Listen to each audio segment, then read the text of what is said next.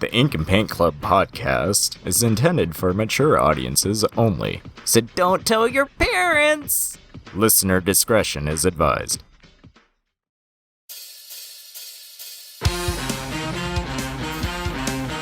You're listening to the Ink and Paint Club podcast, a proud member of the Geekly Grind Podcast Network. Hello, everybody. Welcome back to Talking About... Wait, hold on a second. This is the wrong show. Restart. No. Hello, everybody. Welcome to the Ink and Paint Club podcast. My name is JD. And the reason I got confused there is because neither Matt or Kyle is here, but it's actually my co-host from our Talking Mon show. Jeanette is here. Hi, I'm Anime Trash. And Gary's here. Hello. I don't have a title. You can see how I go into autopilot for these things. Yes. For these intros. And the reason we are bringing our Digimon team together for a regular podcast show is because we are talking about the Shaman King 2020 reboot anime. This first season of it, because that just dropped on American Netflix here, I think like last week or last couple weeks anyway. We had intentionally, when it was first announced that we were gonna do this as like a side, once Digimon was over, we were gonna like start doing a weekly show for Shaman King, but me forgetting completely that Netflix drops everything at once, it kind of didn't make sense to do that. So we are just going to talk about the first season, which comprises the first 13 episodes. I think as of us recording this, there are like 20 episodes out right now. So it's still going in Japan. I guess it's taken a little bit for them to come over here. Netflix jail. Yeah, it's in Netflix jail. So I don't know about your guys' relationship with this, but I was really into Shaman King back like in the mid 2000s. I never really watched the show that was on. I want to say it was the Fox box by at that point. Basically, when 4Kids really took over Fox Kids, they had done a dub of Shaman King. I watched a few episodes of that, but I never really got into it. But I was really into the manga for this. So I was really into that. And it was really interesting when they announced, I don't remember when they announced this was coming out. I think it was about this time last year that they announced that they were rebooting it. It kind of got me as a renewed interest to this. And what's also been nice is that the manga over here has been being put back out as like little omnibus volumes in like 3-volume books. So I've been buying those and rereading the manga, and it's been really nice like that. Something interesting I did find out though is that apparently, because I'm sure you guys know, Shaman King has always been in like the Shonen Jump library. Like they've been part of that whole catalog. Turns out a couple of years ago, the company that owned Shonen Jump actually sold Shaman King. So wait, like the Japanese Shonen Jump or the American license holder? I'm pretty sure both. Oh. So it's actually the book's right here. It was sold to a company called Kodansha Comics. I think they have a competing magazine to Weekly Jump in Japan. So Kodansha owns the rights to it now. So it's really weird reading the manga and not seeing the Shonen Jump logo on the side of it anymore, and knowing that like, okay, well, Shaman King can't be in like any of the crossover stuff anymore because they're not in the Shonen Jump library anymore. So I found it was kind of weird, but it's interesting, I guess. No Shaman King Jump Stars. Not anymore. I do have a DS game where Yo and Anna and all of them were in the big Shonen Jump crossover game, but so I guess my question for you guys first off is, have you ever had anything to do with Shaman King before this, or is this your introduction? I actually read a little bit of the manga back when the Shonen Jump magazine was coming out, and I got it every month. I think I got up to the point of the Faust battle, and then life happened, and I got distracted. Sure. That's about as far as I got, but I really liked it, and I really enjoyed it. So I was actually really excited to check out the anime. I watched the entire series, but I don't remember anything about it. I do own like the first 2 volumes of the manga. That's pretty much it. I gotcha. Like I have vague memory of it. Yeah, I'll get into it when we get into the show. Sure. Jeanette, it's actually kind King, of. Sorry, go ahead. Yeah, Shaman King. I remember I wasn't really into it at first, but it really grew on me after a while. So that was kind of my relationship with it. Sure. Actually, Jeanette, it's kind of funny that you mentioned that's how your introduction was, because I almost feel like that was my introduction too, because back in the day I did subscribe to like America's Shonen Jump magazine. I actually have my volumes on a bookcase behind me. I can't read what year they're from over here, but there was a year that I did subscribe to it, and I'm pretty sure if I go look at them, Shaman King is in there, and that might have been my introduction as well. But yeah, then I just started buying like the individual novels, and I think I got up to like volume maybe like 12 or 13 before I dropped off. I think I sold them years ago, but anyway, we're here to talk about the reboot, the anime reboot. So, this was dropped back in April in Japan, and it just dropped on American Netflix here a week or two ago. So the development, from at least what little I know, is that this reboot has kind of been in the works for a while. So apparently in 2017, that the creator of Shaman King, I think his name is Hiroyuki Takai, was actually approached to do a reboot of the Shaman King anime, and he was basically saying that like he wanted to use the same music, he wanted to use the same voice actors, he wanted to use the same artist that did the theme song, and at the time that just wasn't going to happen, so he turned it down.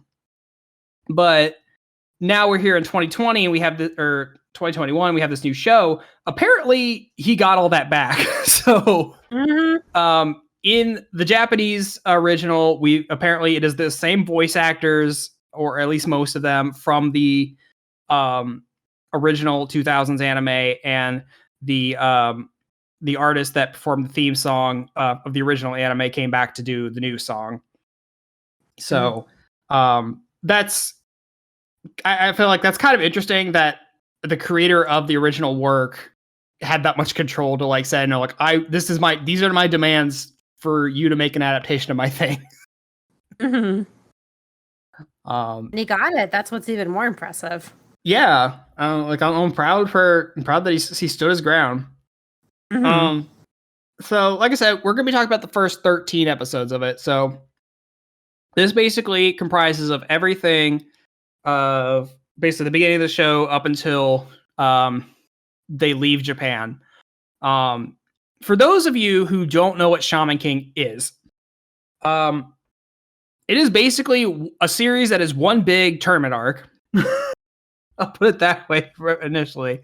But basically it follows this character named Yo, and he is a shaman, like a person who is able to see and communicate with spirits, whether that be spirits of the dead, nature spirits, elemental spirits. You know, the show goes over many different ways that humans can connect with the spirit world. And he is basically training to become the Shaman King. You know, every anime's got their own, like, I'm gonna be the Hokage, I'm gonna be the Wizard King, or whatever Goku wants to be.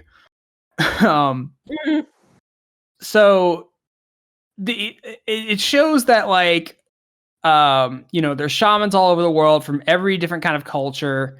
And every 500 years, all the shamans come together to basically fight in this big tournament to figure out who's going to be the Shaman King. Basically, the person who's going to be the spiritual leader of all of humanity. And basically, what they say, you connect with the Great Spirit.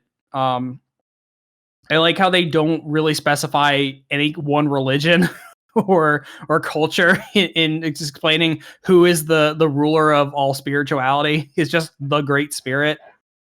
Even though a lot of this is like run by Native Americans. So, and it's interesting how Japan views the Native Americans.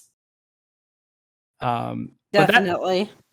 But that is the gist of the plot to this this series. It's just basically like every episode is like, okay, we're gonna fight this new shaman and we're gonna make friends with these guys, and it's just fights and going to the next fight, and it's kind of like that, and learning more about the world. So I guess one of the I want to start out by saying one of my biggest nitpicks to at least this American release, I am not a fan of the dub. I understand that both of you watched this dubbed. I'm just gonna say now, I watched 2 episodes of the dub and I'm like, I can't do this, and I switched back to Japanese and watched the rest of it that way. To clarify, I watched like half and half. I watch it. It just depended on my mood. Sure. I watched it in its entirety.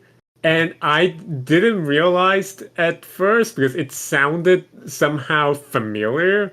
I just looked it up like right before we started recording. That like practically half of the 4Kids dub people reprised their role. Oh, jeez. So that's why it sounded cool. so familiar. I mean, they're not too bad. Wow. Yeah, I think the dub is passable, but the sub really, I think the Japanese voices just nail the characters perfectly. Except Rio. Rio, the wooden swordsman, I like his dub voice way better than his sub voice. Oh yeah, like DC Douglas. His weird Elvis voice. He's voiced by DC Douglas, the guy who voiced Albert Wesker and Legion from Mass Effect. I mean, if you're going to do an anime dub, you might as well ham it up, especially playing a character like that. Just saying. Well, and Gary, you'd probably be able to answer this. Didn't Ryu have like a weird Spanish accent in the original version? I can't really remember, but I know that it wasn't an Elvis accent, and I love this more. I'm pretty sure I have this memory of like hearing a Spanish Ryu, and it was very weird. I like his outfit definitely screams he should have his English voice should be an Elvis impersonation, but no, like my problem with the dub is just like I couldn't take the voices seriously. Like Yo sounds way too effeminate. Because he is voiced by a woman. Yeah, I get that, but like he sounds way too effeminate, and Anna's voice is way too high pitched.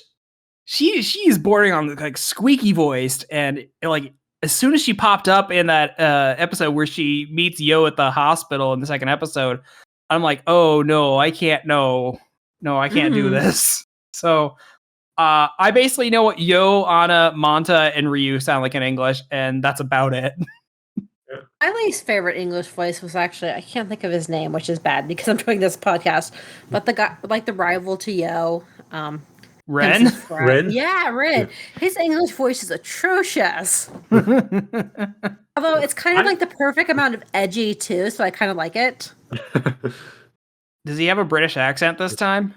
No. Ah. He's just an edgelord. Well, Ren is an edgelord. Yeah. He's a perfect type of we'll get into it, but he's like the perfect type of edgelord. I might actually start watching the subbed because I just found out as I'm reading the cast list, my favorite voice actress in the Japanese voices does the voice for Anna. Oh, interesting. Megumi Shibara. I can't say her name properly. Yeah, she also did the vocal for the songs, intro and outro, in both the original and the new series. Interesting. Huh. Nice. So I guess since we can get more into specifics, but just kind of overall, how did you feel about like these first 13? I enjoyed it. Like I thought the first 4 or 5 were very fast paced, and they need to be fast paced because the whole series has to fit into 52 episodes. But it was a lot of like talking and a lot of vocabulary being dropped. But after about the first, I want 3, 4, 5 episodes, I think it really hit its stride and it got a lot better. Unfortunately, I think what's going to hold the series back is getting people to sit through the first few episodes. But my friend really likes it, so I don't think it's as problematic as I think it is. Well, I think that I agree, it's a little fast at first. Like, I have memory of the first anime, and it was very fillerful, is that a word? But yeah, like the first fight with, let's see, Horo, that happens like in episode 9 in the original, and this happened in episode 6. Yeah. Yeah, and like the Ryu getting possessed, that happens in the original at like episode 10, and it happened here in episode 4. So something were out of order, but still it doesn't really matter. But there's one thing that I don't like is that if the relationships between like the different characters, they develop extremely fast compared to the original series. While the original series have too much filler, this here just feels like a snap of a finger that everybody became friends. It's like you literally just met. It felt maybe because we were binging it, but it just feels like you literally just met, and now you're gonna like go like attempt to save the other person's life without really knowing much about it. I mean, yeah, it's just that cool. So, so like I said earlier, I've been rereading the manga, kind of alongside this. And honestly, Gary, you're not that far off because it's kind of like that in the comics. Like the whole part where like Horo and Ren like just kind of become friends with Yo because he's just that goddamn wholesome. It does kind of happen over like a page. And it's like they just like the whole thing. Like in the show, it seems like okay, Yo and Horo had their fight, and then literally the next scene, Horo's like hanging out with them at their house. It's pretty much like that in the book too. But in saying that the show is fast paced, I totally agree with you guys. A lot of this is really fast, and honestly, because rereading this, it's weird because like I'm watching this and I'm reading it at the same time, and like the anime is like very accurate to the book so far, almost like word for word accurate sometimes. Wow. Like, because the characters will say like this string of lines, and I'm like, okay, I literally just read that like almost word for word. But it seems like every episode so far is like burning through one volume. Yeah. It's like one volume per episode. I'm like, you guys are burning through this really fast. How many volume is there? I think there's 35. Yeah, I think they're burning through the early stuff just to get to the really good stuff. Yeah, I'm sure once we get into the farther into the shaman fight, and we're gonna have like these bigger battles, it's gonna take a long time. But like, I expected the Horo fight to take 2 episodes, the Faust episode to take 2 episodes. I figured that was what was gonna happen, but no, they crammed those all into one episode. I was really surprised they actually spent the time to do Ren's family mini arc over 2 episodes rather than cram it into one. I totally expected at that point to only have 1 episode about it, which would have been a disservice to that whole thing. Arc. Even though I think the whole battle with the zombies in Ren's family home, I think that was really rushed over because it takes a little longer in the book. Another instance of it being like really rushed is that when they get to the into the airport towards the end, and they're like waiting around, and then eventually getting on the plane. There's a little extra of that, of like the Grand Elder of the Patch Tribe, like explaining to them what's going to happen. But no, it pretty much cuts from like, okay, Hal pieces out. Okay, now they're on the plane. There's like a scene missing there. Yeah, it felt like it. I agree. So I've noticed bits and pieces there where they like kind of cut some superfluous stuff. Like the whole scene of the Elder talking to them, explaining them what's going on. Like it's not really necessary because like Ryu kind of reiterates like what's going on as soon as it cuts to them being on the plane. But like it's accurate, but there's still little bits missing. They could have transitioned better. There are, yeah. I feel like when they cut out those little bits, you can really feel those little bits are missing, and that something is lost. Yeah, and so it's also kind of weird, because I don't know if the original anime was like this, because I don't really remember. But this whole show starts off with Yo and his apparently evil twin being born. The book does not start like that. It literally the book literally starts with Manta meeting Yo at the graveyard. Yeah. So that I don't know if that was I don't know if that's like a scene from further down the manga. Like that's gonna be a flashback later down. But it seems really random to put that right up front, because then it puts this mystery in your head that I honestly feel like people are gonna forget by the time it becomes relevant again.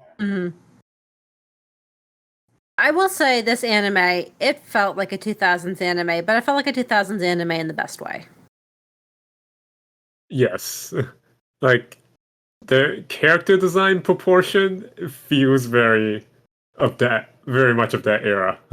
It's like the character designs, the themes, the humor, it's all very, very 2000s. But at the same time, I'm kind of nostalgic for those days of anime, so it's like great to have an anime like that. Especially since Shaman King was a 2000 series. Yeah, I think it was I think it started in like 98 or 99, because I know that the show specifically takes place in 99. Yeah. I mean, that's close enough to 2000. It took me a while to get used to how big everybody's heads is. Everyone has a big head. Manta is like a chibi. Basically. And then you have all the old people that's just literally a giant head on a tiny body. Yes. Yeah.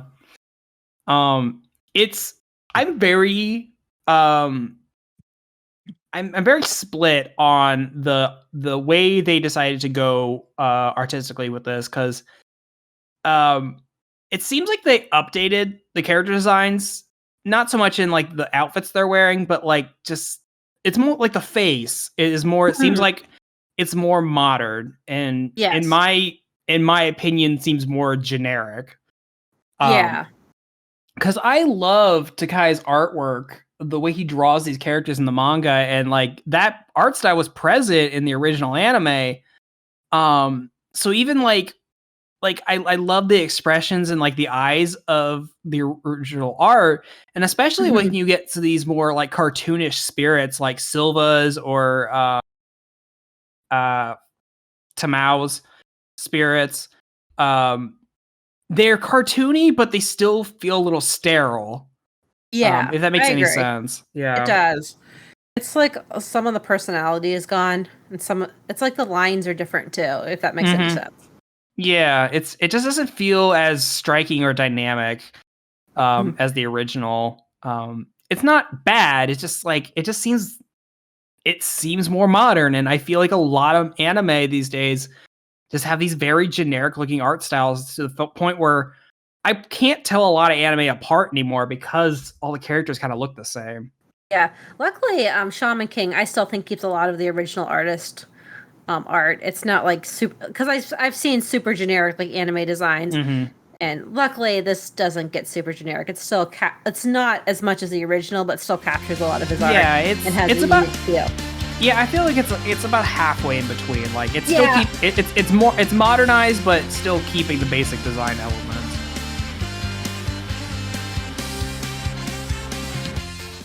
Jeremy Snow here, owner and editor-in-chief of The Geekly Grind. I'm interrupting your awesome, regularly scheduled programming to ensure that you know about our Geekly Grind podcast network, of which this show is a treasured member of.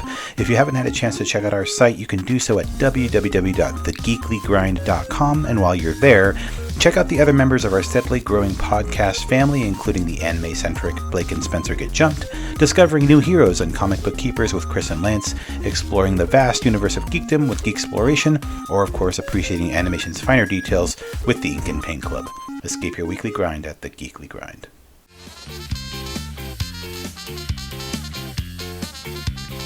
I wouldn't exactly agree to that because it's still... Maybe it's just that the original art design is just that strong. Just from like looking at it at a glimpse, you know that it's a Shaman King character. Yeah.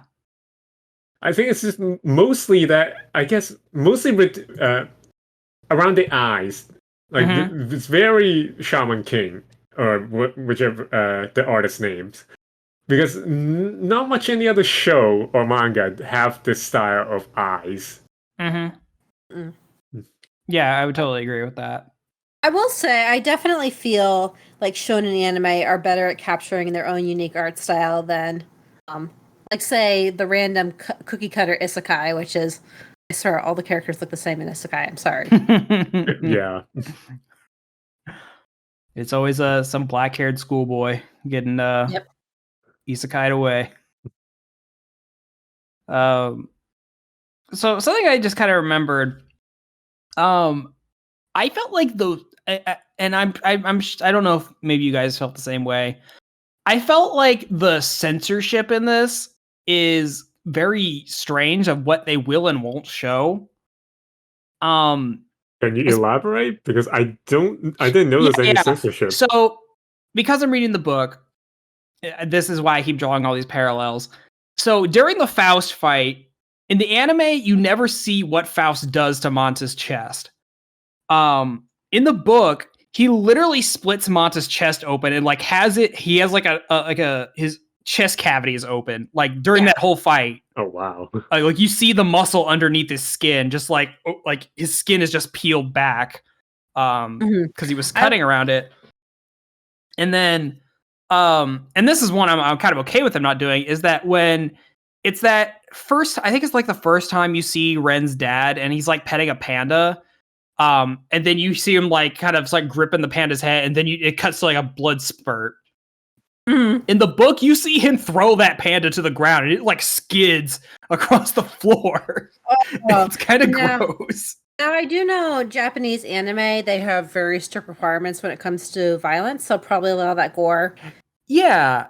And so that's that, but that's where it's weird, and it's probably definitely a cultural thing, is where they don't show that. But what I found very striking and very disturbing is they are very much okay with Manta being wrapped up with giant spirit testicles. Oh look, those are completely different. Yeah, I know. It's like, we're okay with violence, but we're going to show this small child being wrapped up in testicles and pissed on. This is but that's a tanuki difference. That's like kind of like everybody knows in Japan what's a tanuki and what they do anyway. Yeah, I just thought it was very like, from my American sensibilities, it's just very gross that Manta's just like wrapped up in this giant fleshy hairy testicle thing while like a kitsune pisses on his face. Yeah, I will say, as someone who has studied the blade, in Japan, they are much more cool with balls and boobs, and but when it comes to violence, they have very strict requirements. I just don't get it. Yeah. Well, in this specific example, it's just really more or less that you kind of expect a tanuki to do this kind of thing. Yeah. So that like even little kid story have like these kind of situation, and if you go to different stores and stuff, they will if they don't have a Monaki Neko, they will have a tanuki with a giant testicle. I mean, yeah, but and like anytime they like pan over to Panchi, a lot of the time he has his testicles out, like these giant swinging balls, and it's very rare that hits like him and Chanchi or Kanchi put on a diaper just to like hide themselves. Have you seen that Studio Ghibli movie where it's all about tanukis? Pompoko. I mean, that's like a beloved children movie, so. It is so good too. Oh my gosh, JD, let's do a Pompoko episode. Oh boy. I think that's one of the few Ghibli movies I've never seen. We'll get back to Shaman King, but I highly recommend it. I'm just gonna say that. Yeah. I'm sure you can kind of see it, but like I do think it's funny that Panchi and Kanchi are like pretty much based on Ren and Stimpy. Yes, I do like that. And reading the manga, it made it more obvious because there's a little splash page that just shows them, and the way the artist drew their name is exactly in the style of the Ren and Stimpy logo. Yes. So kind of getting back to the show, I'm like not upset, but I'm also like not overly impressed with the animation so far. Oh no, the animation it has some moments, but it's definitely lacking. Yeah, it just seems very rudimentary. It's nothing to write home about. Like the fights are okay for the most part, but like any other time, it's very stock standard. It's very static. There's definitely not many, but there's definitely a few like quality moments where it looks really bad, and it just. When it comes to modern anime, you just have a certain expectation at this point, and it's just not there. Yeah, it kind of feels like an HD upscale of the 2000s series at some point. Yeah, for sure. Now, I do think that the writing makes up for the animation, but at the same time, it's like, I'll probably go back and read the manga just because there's so much that I'm pretty sure is being lost in just this animation quality that I bet looks great in the manga. Oh, yeah, for sure. I've been having a great time rereading the books.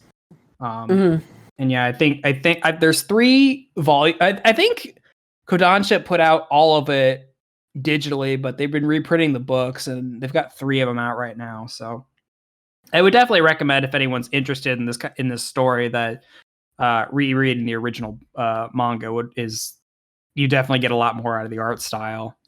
But, yeah, I mean, I've been having a good time mostly because I like these characters, I like this story. But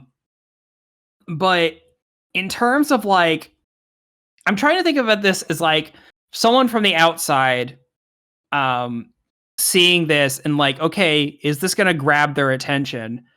And like, I'm having a hard time answering that question. I will say, I have a friend, as I mentioned earlier, who I don't think she has any history with Shaman King, but she's absolutely loving the Netflix series. That's good. So there's that. But as I mentioned earlier, I feel like the Netflix series has a lot of. You have to sit through kind of some boring episodes. Mm-hmm. And like in the world of anime and manga, when there's so much to watch out there, it's just like, can it really compete? You know? Yeah. Sorry, go ahead, Gary. Oh no, I guess one of the saving graces that, with being very fast paced is that it does get into the world fairly quickly compared to the original series, which has lots of fillers. I mean, yeah, I mean, just in the first episode, you get Manta meets Yo, realizes that he can see spirits. Okay, cool. Ryu and his gang are introduced. Fucking Yo goes to visit a museum to get Mitamaru's his sword back so that he can like become his spirit partner. They fight Ryu. Like a lot of shit happens just in the first episode. And like, how did they cram this into 20 minutes? Yeah, I mean, a lot of shit happens, but it's not just especially interesting because the series I feel like really comes into its own after they introduce the Oversoul, and then it's like it really hits its stride. Oh no, I definitely agree. I think for me the story itself I think really hits its stride when pretty much around the Lee Pyron fight. Yes, because I really liked. Okay, with Ren, we're just introducing. Okay, this is another shaman who kind of fights like Yo in the sense that he's got a spirit ally and they kind of like combine and all that stuff. He's a dick. He is the resident tsundere asshole character. He is the Seto Kaiba of this show. Yeah, and I love him. He's my baby boy. He's so short, but he's trying to get bigger. He drinks 3 glasses of milk a day. 3 glasses of milk a day. He wants to get tight. He wants to get taller. But yeah, I just like that so early they start adding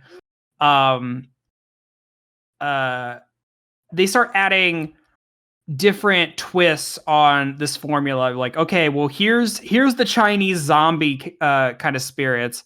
Then we get to like, okay, well, this character's a necromancer. Okay, this one is interacting with nature spirits. Mhm. So I like that just right off the bat, they start like, okay, here's all the different kind of variations we can have. And like, they just keep introducing new ones. So in that sense, like, it's like, okay, I feel like you can get introduced to this world pretty fast and like really kind of see what kind of variety it has. But I do agree with like, you kind of get over the first couple of episodes. You got to get over that hump before it really gets, like you said, Jeanette, once it gets into like the oversoul kind of stuff, I think that's really where it hits its stride. Mhm. Yeah, but once it hits its stride, like it's like chef's kiss. It's wonderful. Yeah, definitely. Yeah, especially once they like introduce like the Patch Tribe and like how they're overseeing this tournament. You get to introduce like I like whether it's the book or this, I really like the Silva fight. Like him introducing like I have all of these animal spirits and they basically make me an Iron Man suit. I like Bison. Bison is a strong and silent giant, and he's adorable. I'm actually just thinking about this. Like, yes, the Shaman King anime is flawed and it's not perfect, but I do say compared to a lot of like modern anime, I think it has a lot of personality to it that a lot of shows don't have these days. Like, I would rather rewatch Shaman King than watch a lot of shows out there. And I was just thinking about that. Yeah, honestly, like what keeps me interested in this franchise, I guess, is the characters. Like, I feel like you're like endeared to Yo pretty fast, and like even though Manta is like the straight man to this world because he's the audience surrogate where you kind of have to explain all the concepts to him. Just like Ren is an asshole, but he like quickly becomes like one of Yo's best friends, even though it's like he's like, look, we're friends, but like I still want to beat you, but you know, we'll still hang out and stuff. And like Horo is like this like just big goofball. Yes. I like how Ryu is like set up to be like this really big asshole in the first episode, and then like he very quickly is like, you know what? I'm just a friend to like anybody who doesn't have anywhere to go, and I'm just gonna be your bud now because apparently I also have shaman powers and apparently really good at it. Yeah, his arc is my favorite so far. Yes. And I like his entire arc takes place off screen. Yes, I like that. I think this show is dark. It's not afraid to go to dark places. But the characters in this are some of the most wholesome I've ever seen in a shonen. And it's just so feel good. Even Ren, who like murders people, like his redemption arc is just great. Yeah, and he really comes into his own. It's very strange that he's like talking to Basan on the train. He's just like, man, I've just murdered so many people in my life, and I'm like 8. And I was like, oh, that's adorable and terrifying. He's got to start young. Yeah.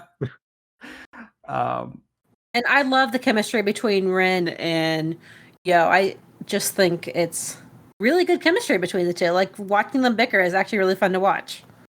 It's like, I like that they're rivals. Like, they start out as like bitter enemies. They become like rivals, but they're also like, you know, pretty decent friends at the same time. And like, I loved how when Ren like you know, is beaten by his father and thrown in a dungeon, Basan has to go back to Japan to get everybody. And then like Yo is like, he's being told by Ren to like just go home. Like, I'm doing this by myself. And Yo's like, bruh, no, you can't do this on your own. I'm here with you. I got your back. We're gonna do this. And he's like, all right, cool. I guess we're friends now. And then he's just like seen hanging out with them like all the time now. So like just every like it's just full of really good characters. Everyone's got a really nice personality, and whether or not this new anime like really kind of shows that through its animation or its style, I feel like the writing and like the situations that they're put in like still kind of shines through on that. And I really do think the people who are doing the series, even if the art style is lacking, I really feel like they love Shaman King. Mm-hmm. Yeah. I'm still like really my biggest nitpick is that is that English dub. But when as soon as Gary told me like, yeah, it's mostly half of the 4Kids dub, I'm like, oh yeah, that's right. That's probably why I don't like it.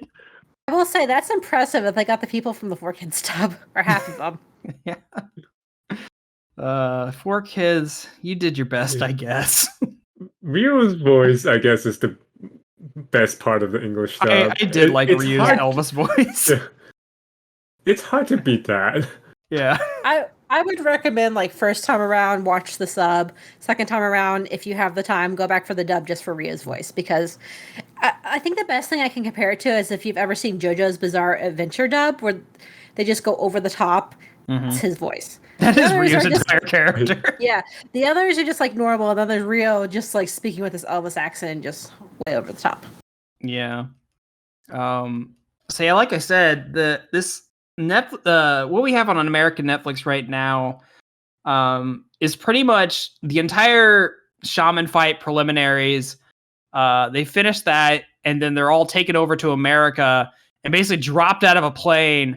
Basically, like, okay, well, you got to find this Native American tribe in the next 3 months. If you don't, you're disqualified. Good luck, yo. And honestly, that's kind of where I stopped in the books right now, because that's as far as the volumes have been going so far. It literally just ends with them landing in America and like, okay, well, where do we go from now? And I figured that's where it was going to end. Like, that's where the cliffhanger ending for the season was going to be.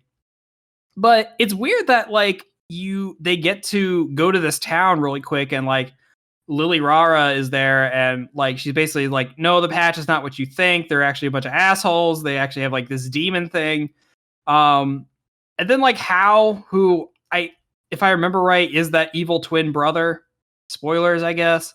I mean, they kind of show it to you in the very first episode. They show it to you, and like, I mean, Hao and Yo look almost identical. Even Yo mentions it. It's like they're twins or something. But yeah, I didn't think it was going to get to the point where like we're meeting Lily Rara and then like have her being murdered by Hao. And that was where it's going to end.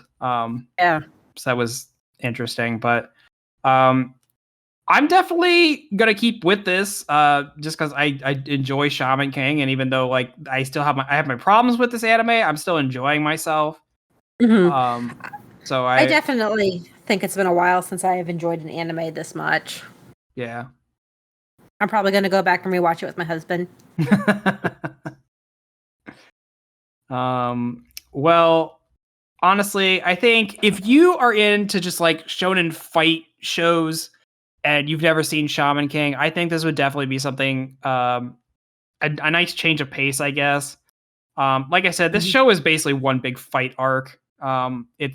There's no like real filler of them just like doing goofy shit. Not gonna lie, I wouldn't mind if there's like 1 or 2 downtime episode with these type of goofy shit. Yeah. I mean, really, I can only say the only real episode of this you could maybe consider filler, even though it is like adapted from the book, is the episode with the monks. But really, that episode is there to establish like, oh, Hao is aware of Yo and is like setting people to kill him, and also that, hey, by the way, Ryo's a shaman now. Yeah. Yes. That's really all it's there for. But so before we wrap up, is there anything else you guys want to say about this? Nothing I ever really add to the podcast. I probably could talk about the series like for hours, but we're not going to do that. Ryo's hair has the best character design evolution in any anime, period. Ryo's hair has the best character development. It changes every time he shows up. Every time it regrows, it turns into something new again. I like that his pompadour is a metaphor. It changes like 3 times in like Ren's like mansion fight. Yeah. I have to admit, I'm kind of disappointed that Ryo's oversoul is not his pompadour. Oh yeah, it's just his Kangekuro just shows up on his sword. Yeah. I don't know if it like evolves at some point, because obviously we've seen that Oversouls can evolve. So I know I could probably go look it up and see if Ryu has a evolved Oversoul, but like I hope it gets really goofy. Yeah. I think the most important thing we're sticking with the series for is to see what the Pompadour is at the end. Exactly. I do like his evolving Pompadour that like weirdly becomes reversed by the end of this. Yes. Oh yeah, one more thing I want to add is I know this was pretty much skimmed over, but the fact there was like a kung fu zombie Sentai squad just cracks me up. Yeah. It's like we're gonna make a weird zombie squad. We're gonna attach animal parts. This one's got a bunch of guns on him. These ones have like That's razor the pink blades and one. shit. Okay, the one thing about the sub that's superior is that the sub literally used like Power Ranger. The dub didn't. Nice. That's funny. All right, guys. Well, I think that'll do it for this week. I thank you for listening to us. If you are a fan of Shaman King, or whether this is your first time, let us know in the comments and tell us what you're thinking of this new show so far. If you haven't checked it out again, like I said, if you're a fan of just like dumb shonen fight anime, this is probably one of the better ones you can check out. And it's pretty much brand new, so you can follow along with it. You're not going to have like a bunch of catch up to do, like me trying to watch One Piece. But yeah. There's one thing that is far superior from other Shonen Jump or Shonen Battle anime is that the fight actually are pretty quick and they don't take like 20 minutes to explain the power level. Yeah, you're not going to be sitting around here watching the same fight for like 10 episodes. Like they're pretty in and out so far. Yes. Whether or not that changes later, I guess we'll see. But yep, that'll do it for us, guys. Thank you all for listening. Stay safe out there, and we will catch you all again later. Bye. Thanks for listening. You can find all the links to our social media pages in the episode description. Follow us on Facebook and Twitter, and join our Discord. You can listen to us wherever you get your podcasts. The Ink and Paint Club is happy to be part of the Geekly Grind Podcast Network. We'll see you next time.